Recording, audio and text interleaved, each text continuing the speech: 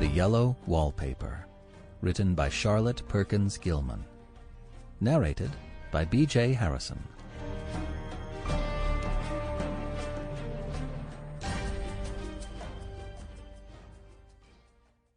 It is very seldom that mere ordinary people like John and myself secure ancestral halls for the summer.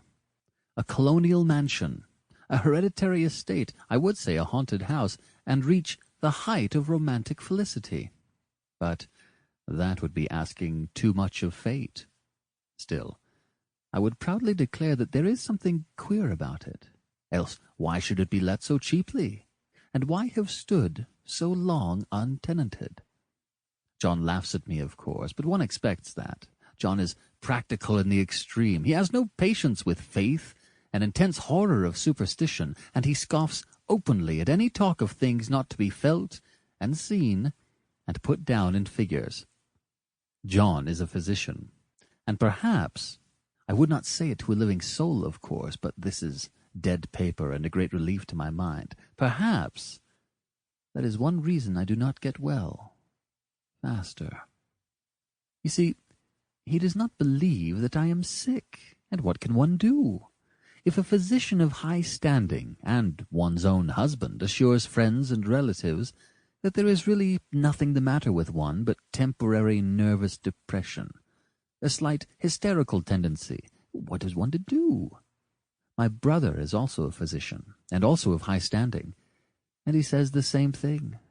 So I take phosphates or phosphites, whichever it is, and tonics and air and exercise and journeys, and am absolutely forbidden to work until I am well again.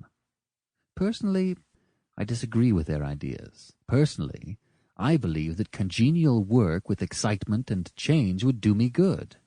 But what is one to do? I did write for a while in spite of them, but that does exhaust me a good deal. Having to be so sly about it, or else meet with heavy opposition.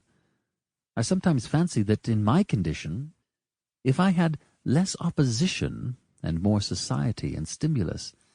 But John says the very worst thing I can do is to think about my condition, and I confess it always makes me feel bad. So I will let it alone and talk about the house. The most beautiful place. It is quite alone, standing well back from the road, quite 3 miles from the village. It makes me think of English places that you read about. Sample complete. Ready to continue?